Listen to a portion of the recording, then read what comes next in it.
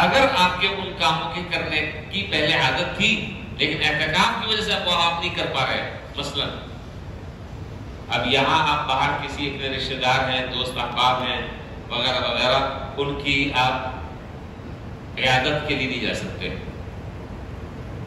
نہیں جا سکتے، کسی کی مدد کرنے کے لیے آپ باہر نہیں جا سکتے، کسی سے ملاقات کے لیے آپ باہر نہیں جا سکتے، کوئی آدمی جا رہا ہے اس کا بوجھ اٹھا کر اس کے گھر تک پہنچا دیں، یہ نیکی آپ نہیں کر سکتے۔ نماز جنازہ اگر باہر ہو رہی ہے تو اس میں آپ شریک نہیں ہو سکتے، اب تو ہمارے اندر ہوتی ہے، اس میں تو آپ شریک ہو سکتے ہیں۔ یہ جتنے کام نیکی کے ہیں، لیکن اس معتکف کو ان تمام کے تمام کاموں کا ثواب مل رہا ہے، اگرچہ بالفعل وہ کام نہیں کر پا رہا۔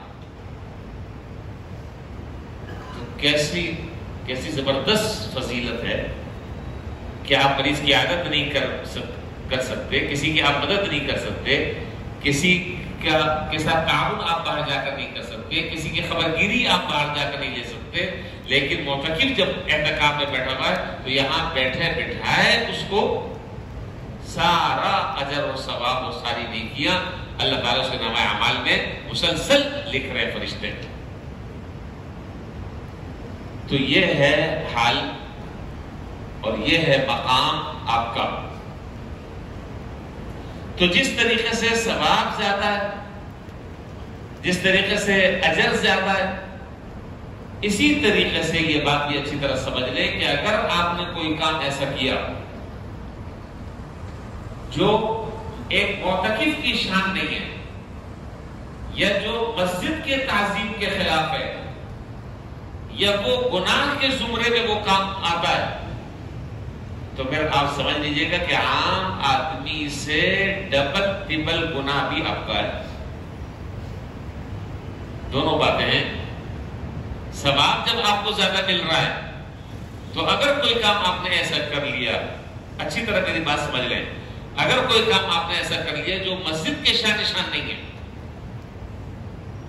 جو کام ایک معتکف کو زیب نہیں دیتا، مسجد میں رہ کر وہ کام کرنا غیر مناسب ہے، اعتکاف کی حالت میں وہ کام کرنا غیر مناسب ہے، روزے کی حالت میں وہ کام کرنا غیر مناسب ہے، اور وہ گناہ کے زمرے میں آتا ہے، تو پھر سمجھ لیں کہ وبال بھی عام آدمی اگر کرے تو اس کا وبال کم ہے، اور اگر ایک معتکف اللہ نہ کرے یہ کام کرے تو اس کا گناہ بھی ایسے ہی زیادہ ہے۔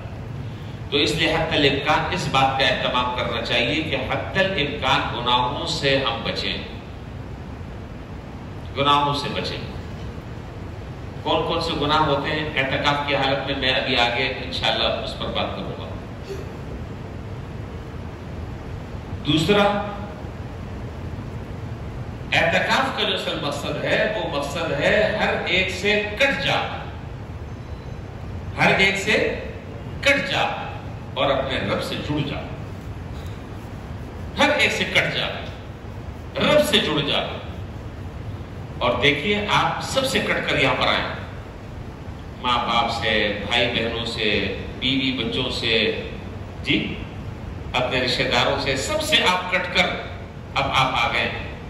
اور ایک بزرگ نے تو بڑی عجیب بات ارشاد فرمایا کہ معتکف کی مثال ایسی ہے، معتکف کی مثال، یہ مثالیں آپ کو فضائل سنا رہا ہوں، اب آگے کڑوی باتیں بھی کروں گا، ہاں میٹھا میٹھا ہپ کڑوا کڑوا تھو کڑوی والی باتیں بھی آگے آ رہی ہیں، ابھی تو سارے سر ہلا رہے ہیں کہ بہت اچھی باتیں آپ کر رہے ہیں۔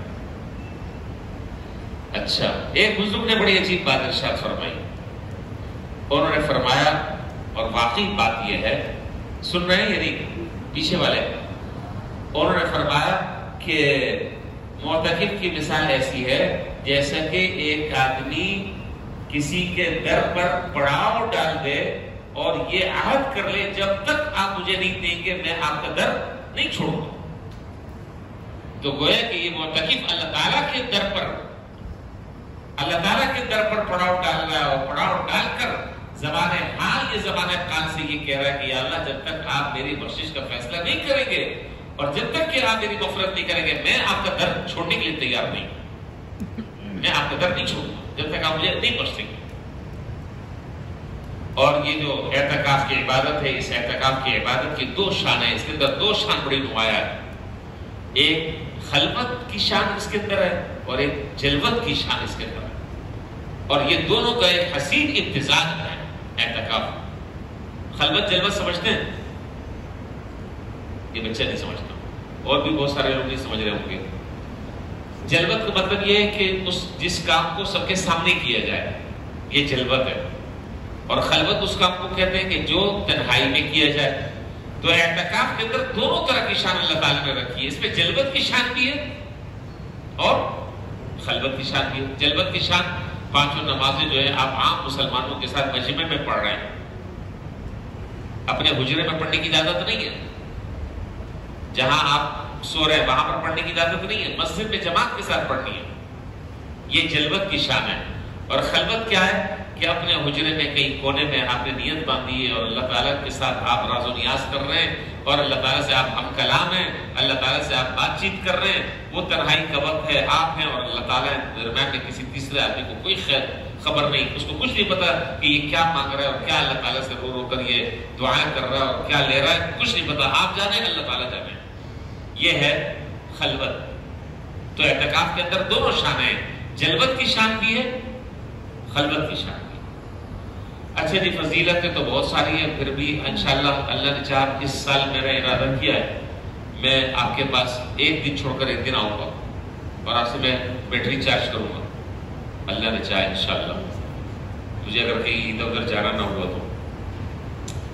اس لیے کہ عام دنوں میں، عام سالوں میں میں نے دیکھا ہے کہ وہ ایک آدھ دفعہ حاضری ہوتی ہے تو اس سے سارے لوگ ڈھیلے ڈھالے پڑ جاتے ہیں، تو چابی درسا ملتی رہے تو انشاءاللہ کام چلتا رہے گا اللہ نے چاہا۔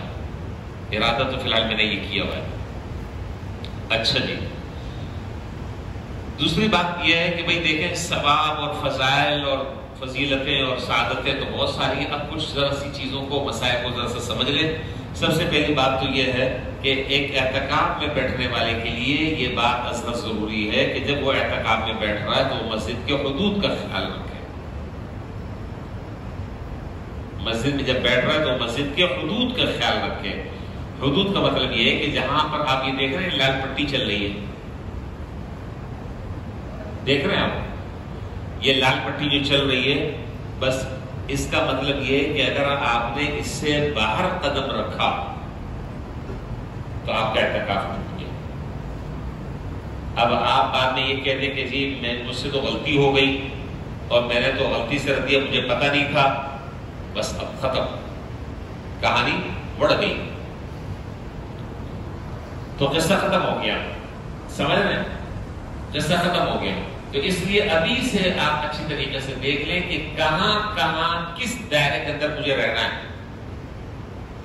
اس سے باہر نہیں نکلنا ہے۔ اس سے اگر آپ باہر نکل گئے، جان بوجھ کر نکلے یا بھولے سے نکل گئے، غلطی سے نکل گئے، تو کہانی ختم۔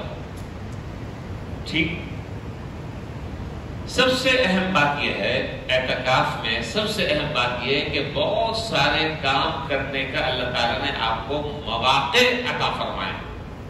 موقع میں نہیں کہہ رہا، مواقع عطا فرمائے اللہ تعالیٰ نے بہت سارے کام کرنے کے، اور اتنے کام آپ کر سکتے ہیں، یہاں بیٹھ کر اتنے کام کر سکتے ہیں کہ شاید سال میں پھر ایسا کوئی بہترین موقع ہاتھ نہ آئے۔ اچھا، پچھلے سال بھی اس میں سے کچھ لوگ بیٹھے ہوئے تھے، پچھلے سال ہاتھ کھڑا کرا کوئی، پچھلے سال جو بیٹھے تھے۔ اچھا، دیکھیں جی بات یہ ہے کہ بہت سارے نئے لوگ بھی ہوں گے، بہت سارے پرانے لوگ بھی ہوں گے۔ ہم میں سے ہر آدمی کو یہ سوچ لینا چاہیے اور یہ دیکھنا چاہیے، اگر تو وہ پچھلے سال بھی بیٹھا تھا اور اس سال بھی بیٹھ رہا ہے تو الحمدللہ، لیکن یہ دیکھنے کی بات ہے اور یہ سوچنے کی بات ہے کہ جب میں پچھلے سال بیٹھا تو ان 10 دنوں کے بیٹھنے سے میرے اندر کوئی تبدیلی آئی؟ اگر تو آئی ہے تو ویل اینڈ گڈ، بہترین، ماشاءاللہ۔ اور اگر خدا نہ خاصہ اللہ نہ کرے تبدیلی نہیں آئی تو ان عوامل کو سوچنا ہے، ان اسباب کو تلاش کرنا ہے، کیا کیا مجھ سے ایسی غلطیاں ہو گئی، کون کون سے ایسے مجھ سے گناہ ہو گئے جس کی وجہ سے ان 10 دنوں میں جہاں زندگی بدلنی چاہیے میں نہیں بدلا۔ میں غلط تو نہیں کہہ رہا، زندگی بدلنی چاہیے، سوچ بدلنی چاہیے، فکر آدمی کی بدلنی چاہیے، میں کیوں نہیں بدلا؟ میں کوئی پتھر کا بنا ہوں؟ جب انسان کیوں نہیں بدلا؟ میں کیوں میرے اندر چینجنگ نہیں آئی؟ اتنے بیانات سنے فجر میں، عصر میں، تراویح کے بعد، ویسے راتوں کو، لیکن میں ٹس سے مس نہیں ہو رہا، کیا وجہ اس کی؟ یہ بات سوچنے کی ہے اور اس مسئلے کو ٹٹولیں، تلاش کریں، وجہ مل جائے تو اس کو دور کرنے کی کوشش کریں۔ تو یہ تہیہ کریں کہ ان 10 دنوں میں، ان 10 دنوں کو میں ایسا گزاروں، ان 10 دنوں کو میں ایسا گزاروں کہ جب میں 10 دن کے بعد یہاں سے جاؤں تو پھر میرے گھر والے مجھے پہچان، بندہ بدل جائے گا، پہچان نہ سکے، بولو نا یہ بولو، تو میرے گھر والے مجھے پہچان نہ سکے، وہ دروازہ نہ کھولے، یہ دروازے تو کھولے کہ بھائی آپ کو پھولوں کا ہار پہنائیں گے انشاءاللہ، آپ کو پروٹوکول دیں گے، باقاعدہ VVIP پروٹوکول آپ کو ملے گا۔ تو پہچان نہ سکے کہ کیا مطلب ہے؟ پہچان نہ سکنے کا مطلب یہ ہے کہ میرے شب و روز کے جو معمولات ہیں، میری جو روزانہ کی روٹین ہے، ان 10 دنوں میں میری وہ ساری روٹین ایسی تبدیل ہو گئی کہ گھر والے کہہ رہے یہ کہاں سے یہ قطب آ گیا، یہ کہاں سے جنید بغدادی آ گیا بھائی، یہ گیا تو تھا، میں بولا تو میری کہہ رہا مسجد میں یہ گیا تھا تو وہ ڈیش ڈیش، آپ سمجھ رہے ہیں؟ یہ گیا تھا تو وہ، اور آیا اللہ کا ولی بن کر۔ اگر تو واقعی ایسا ہو گیا پھر تو میدان مار لیا آپ نے، پھر تو میدان مار دیا آپ نے، کمال کر دیا آپ نے۔ 10 دن اس کا مطلب یہ کہ آپ نے وصول کر لیے۔ اور اگر گھر والے کہیں کہ جیسا گیا تھا ویسے ہی آ گیا، جیسے گیا تھا ویسے ہی آ گیا، پہلے بھی نمازیں نہیں پڑھتا تھا، ابھی بھی نہیں پڑھتا، پہلے بھی جمعے کی پڑھتا تھا، ابھی بھی جمعے کی پڑھ رہا، پہلے بھی فجر میں الٹا پڑا سو رہا ہوتا تھا، ابھی بھی حال یہی ہے، پہلے بھی باہر غلط لڑکوں کے ساتھ اٹھنا بیٹھنا، غلط سوسائٹی، غلط لوگوں کی صحبت، ابھی بھی وہی ہے۔ تو پھر سوال یہ ہے کہ میں نے ان کو کیا میسج دیا ہے، میں نے ان کو کیا میسج دیا ہے؟ یہ ہمارے اوپر بھی سوالیہ نشان ہے۔ کیا کیا تم نے ہمارے بچوں کے ساتھ؟ کیوں نہیں سمجھایا؟ کیوں ان کا دماغ نہیں پلٹا؟ تو بھائی دماغ ہی پلٹ سکتے ہیں نا، کوئی تعویذ تو کھول کے نہیں پلا سکتے۔ اب تو جتنا زور ہو سکتا ہے اتنا زور لگا رہے ہیں، لیکن اب اگلا آدمی بات لے ہی نہیں رہا، اس نے تہیہ کیا ہوا ہے کہ مجھے تو تبدیل ہونے ہی نہیں ہے، پھر کیا کریں؟ تو اس لیے اپنے اندر تبدیلی لانے کا ارادہ کریں، تبدیلی لانے کا ارادہ کریں کہ انشاءاللہ ان 10 دنوں میں میری زندگی بدلے گی انشاءاللہ۔ اور جن کا ارادہ نہیں ہے واقعی وہ نہیں بھی کہہ رہے، ایسے بھی بیٹھے ہیں، چونکہ رمضان میں جھوٹ تو بولنا بھی نہیں چاہیے، وہ نہیں کہہ رہے۔ تو میری زندگی بدلے گی انشاءاللہ، اور جو بات بتائی جائے گی اس پر میں عمل کروں گا۔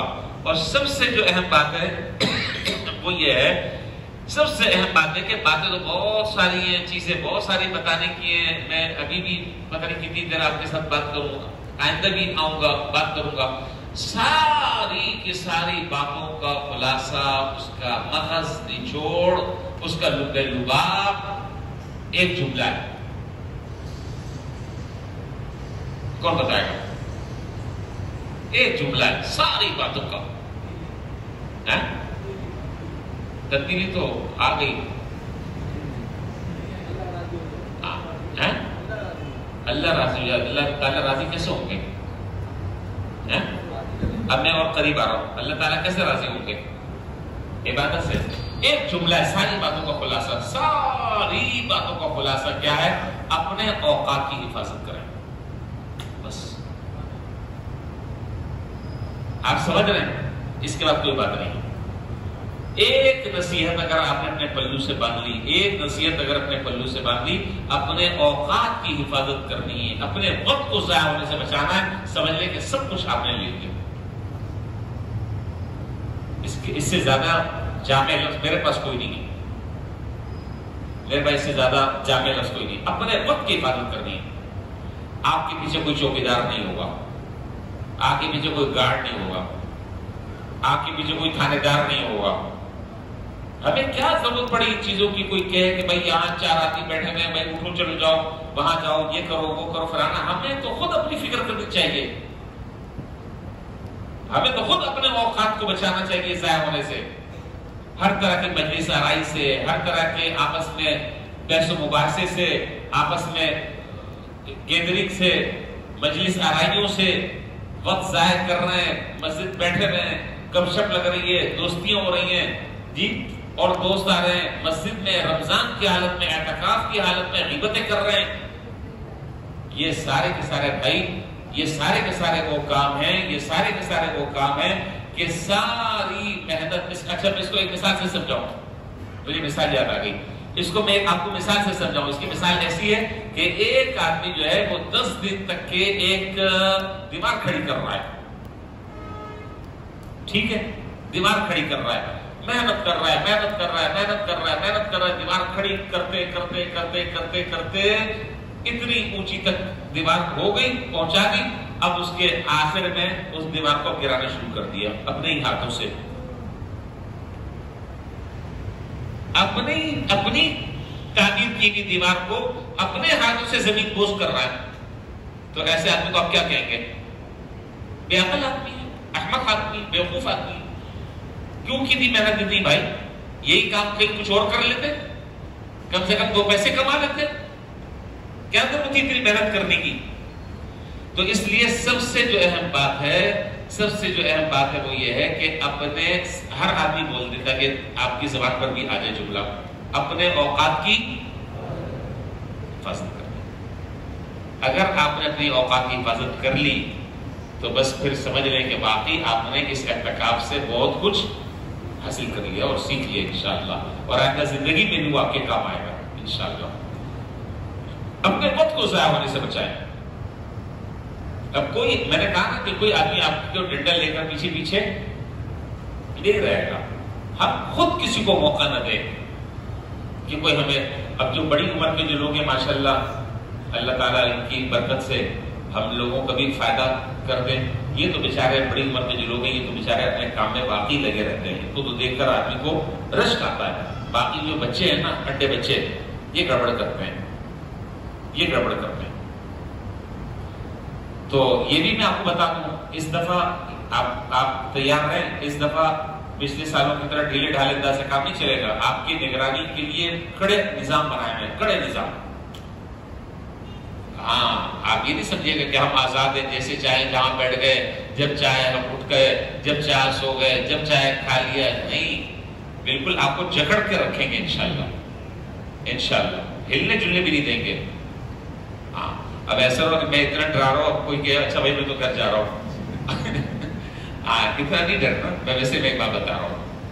تو اپنے اوقات کی حفاظت کرنی ہے. اچھا، میں نے ایک معتکف کے لیے کیا ایک دستور العمل ہے، اس کو صبح سے لے کر رات تک کے وقت کیسے گزارنا ہے، کن چیزوں میں گزارنا ہے، میں نے 6-7 صفحے پر ایک پورا ایک دستور العمل لکھا ہے.